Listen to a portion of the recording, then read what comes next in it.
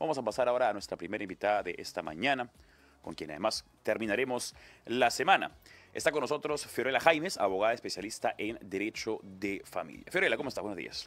Muy buenos días, Pancho. Muchísimas gracias por la invitación. Bien, el tema con el que vamos a hablar del que vamos a hablar con Fiorella es de suma importancia, aunque no es un tema que suele aparecer en titulares, no es un tema que suele aparecer en las grandes portadas o ser tendencia, lamentablemente. ¿Por qué? Porque es políticamente incorrecto hablar de esto. Estoy hablando, por supuesto, de la parcialidad que hay en la justicia peruana entre hombres y mujeres cuando se trata de las denuncias falsas en los procesos de violencia de género.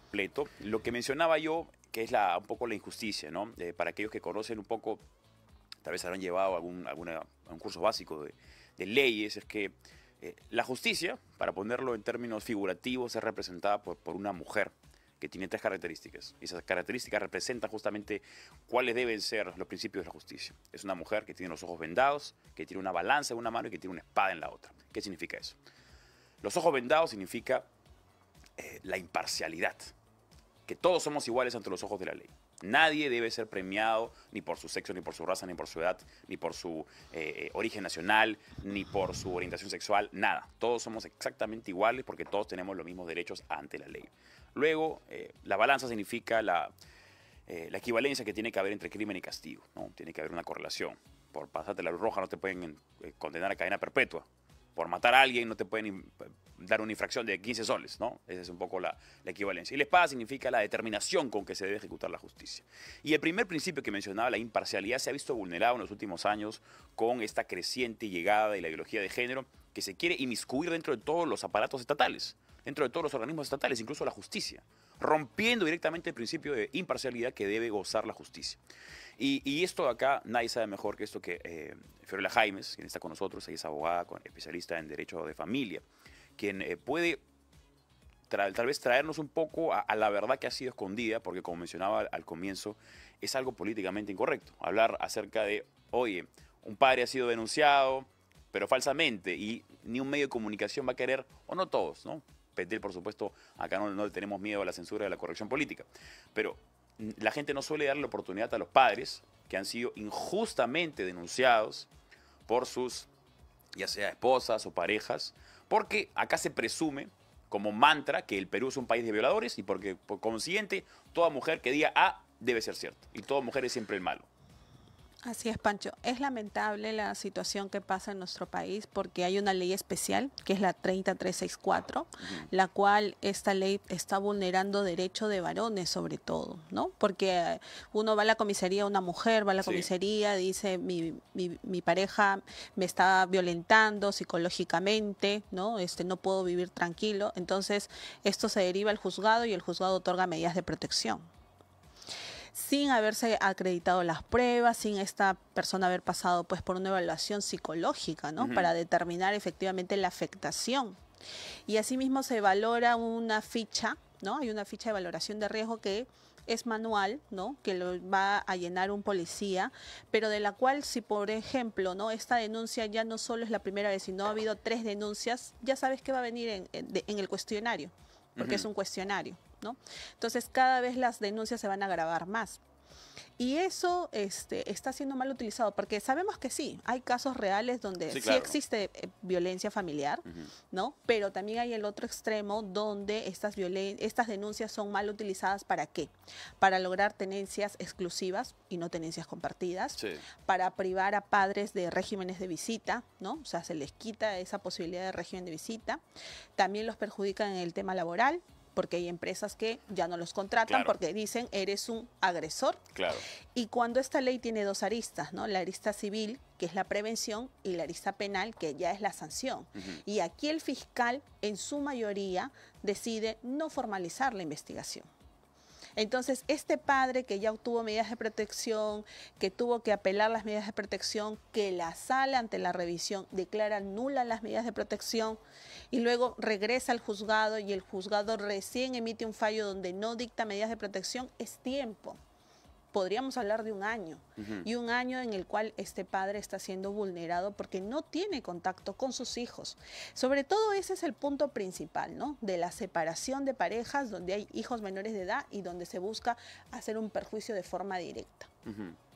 Esa es la situación que está pasando. Es terrible lo que menciona Fiorella Jaimes, abogada con especialidad en Derecho de Familia, porque ¿tienes tú la cifra tal vez de padres que en este momento están pasando por una situación semejante? Porque entiendo que ya hay algunas organizaciones, hay personas que se están uniendo justamente para poder tener más fuerza, ¿no? Porque al fin y al cabo la voz conjunta suele tener mayor resonancia que la voz individual, pero entiendo que hay el colectivo Padres sin Gloria o Padres Unidos, ¿no? Así es. Sí, si bien es cierto son colectivos, pero quien nos arroja las cifras es el Ministerio de la Mujer. Y el Ministerio de la Mujer no habla de denuncias para varones o estas denuncias han sido falsas, sino habla de forma global, ¿no? Entonces, del 2023 al 2025 han habido más de 14.000 denuncias. Pero ese es el trabajo que en todo caso debería desarrollar el Ministerio de indicar, ¿no? Cuáles son de varones, cuáles son de mujeres, qué se logró al final, si se formalizó, si realmente fue una denuncia que había en hechos de violencia o al final fue una denuncia falsa, calumniosa, de la cual obviamente posterior tú puedes contrademandar, porque hay un perjuicio de forma directa. Y ahí, Pancho, ¿no? Sin ser un tema mediático, definitivamente pues no debe ser llamado el Ministerio de la Mujer, sino debe ser el Ministerio de la Familia. Exacto. ¿Por qué? Porque al hablar también de la ley, dice ley que busca prevenir y erradicar la violencia contra la mujer y grupo familiar. Entonces, en un grupo familiar están los niños, los abuelos, los tíos, los padres, pero no dice el varón.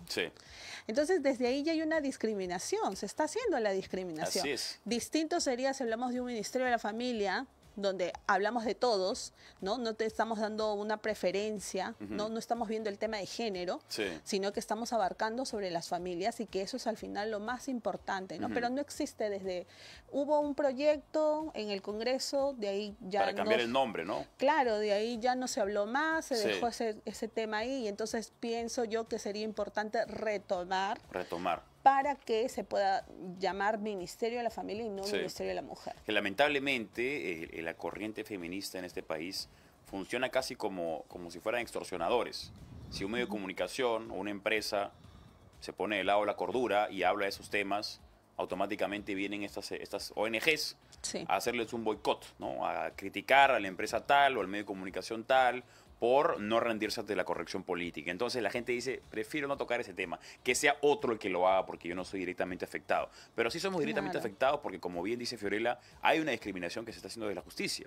El hecho de que los hombres no sean considerados dentro de este ministerio, el simple hecho de que exista un ministerio de la mujer, a mi parecer, es una retórica que menosprecia a las mujeres, porque de arranque se están poniendo a las mujeres como, oye, tú eres una pobrecita. Todas son unas pobrecitas y todas son víctimas y todas tienen que tener esa actitud de víctimas y son menos, entonces hay que tratarlas hay que protegerlas diferente, en vez de un mensaje empoderador colectivo, ¿no? Oye, hombres y mujeres somos todos iguales en dignidad, pero efectivamente hay situaciones violentas que pueden acontecer a todos. Entonces, bajo esa lógica, protejamos a todas las personas que tienen cierta vulnerabilidad en la familia. Y un hecho que me comentaba un cliente, que cuando él fue al Ministerio de la Mujer para pedir el apoyo, le decían, ¿no? Ya, pero ¿tiene audios? ¿Tiene grabaciones? ¿Qué me puede usted, con qué me demuestra que existe violencia hacia usted? Pero en cambio la mujer no va, llora, dice soy víctima, automáticamente todo se activa, ¿no? Se activa el ministerio, se activa la policía, se activa la fiscalía, se activa el Poder Judicial. Y para el varón pues sí hay que demostrar, créeme que es bastante preocupante que en salas se declaran recién nulas cuando lo más correcto sería que llega una denuncia de la comisaría y el Poder Judicial cite audiencia. Para poder escuchar a la otra parte y decir, ¿no? Efectivamente aquí hay violencia o no. Pero se le recorta ese derecho y el varón recién se toma conocimiento cuando le llega a un WhatsApp. Porque también esas son las vías de comunicación. O sea, no hay una notificación física que llega al domicilio, sino te llega el celular y te dice, este es el auto admisorio, ya tienes las medidas de protección, y automáticamente notifican a la comisaría y la comisaría ya activa todas las alertas. No vamos a decir que la ley no está bien, ¿no? En el sentido de que se active de manera inmediata todos los mecanismos. Pero yo creo que lo más justo es que se lleve a cabo audiencias antes de que se emitan medidas de protección, porque estas medidas de protección están generando problemas directamente a los niños, sobre todo a ellos, que se les recorta derechos y que sus padres se ven privados de poder tener contacto con ellos y toda la Eso es importante lo que menciona Fiorella, porque el tiempo no se detiene. Estos procesos judiciales pueden durar años y imagínense que comience el proceso judicial y uno de los hijos tiene 2 años, pasan 5 años y tiene 7. Y de pronto ve a su padre y dice, ¿quién eres? No lo reconoce. No lo reconoce, o no tiene un contacto, no hay un vínculo directo, natural, que debería existir entre padre e hijo, simplemente porque la justicia lo privó. Una justicia injusta, para ponerlo en términos empíricos, ¿no? Estamos hablando justamente de tiempo valioso, que debe ser importante, porque además el niño que crece sin la figura paterna o la figura materna está creciendo en un hogar con una dolencia, falto de algo, ¿no? Entonces, una educación completa, integral, es la que el niño goza en el seno familiar con padre y madre. Sí.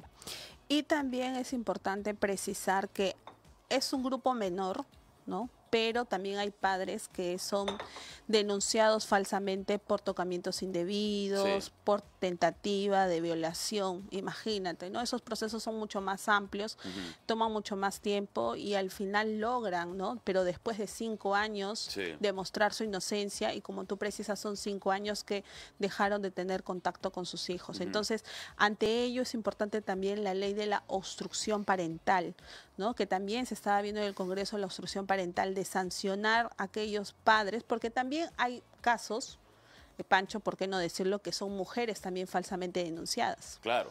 No, claro, aquí el objetivo no es decir todos los hombres son inocentes y todas las mujeres son culpables. No, hay gente buena y gente mala en hombres y mujeres. O sea, la maldad no elige un sexo, no tiene preferencia en la biología, no, es inherente al ser humano. Hay gente buena y gente mala indistintamente del sexo. Entonces, la ley tiene que tener eso en consideración y no creerle a ciegas a nadie, sino hacer el debido trabajo para hallar la verdad. Así es, ¿no? O también padres que llevan a sus hijos menores a hacer las denuncias en agravio del otro progenitor, ¿no? Y se logran medidas de protección en favor del niño, pero en contra de uno de los padres, ¿no?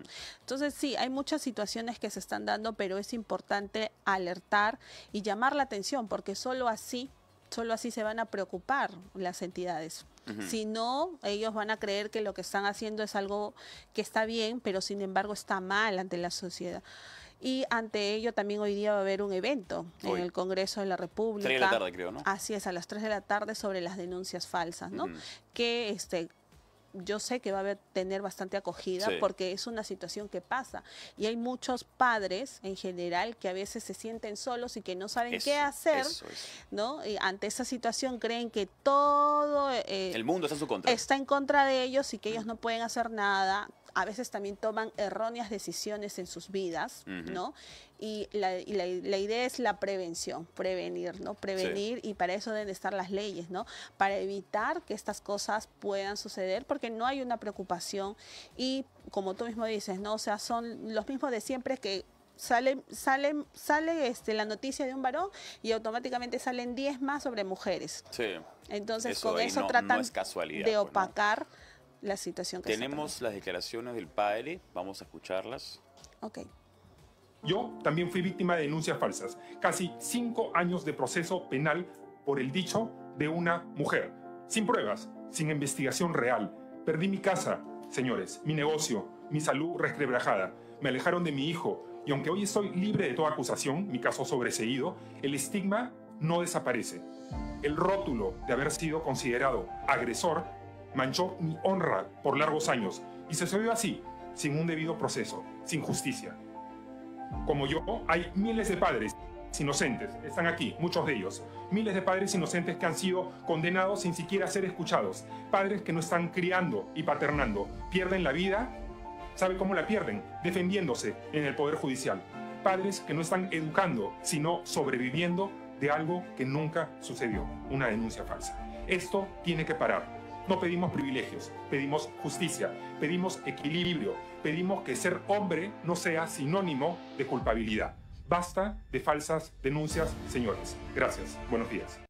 Importante la manera en la que cierra el mensaje, ¿no? Ser hombre no es sinónimo de culpabilidad.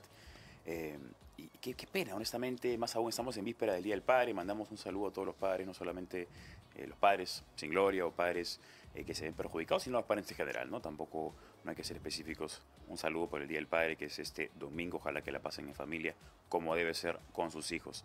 Pero volviendo a lo que decía el ponente, el padre, al que acabamos de escuchar, creo que su nombre era Oriel Balega, por lo que pude leer en el título, ¿no? Él decía que el estigma queda, porque es cierto, Sí. por más que la justicia diga él es libre de crimen, en su entorno social o personas allegadas a él dirán, oye, él no es el que alguna vez lo denunciaron por eso, oye, ¿qué será? ¿Habrá sido o no habrá sido?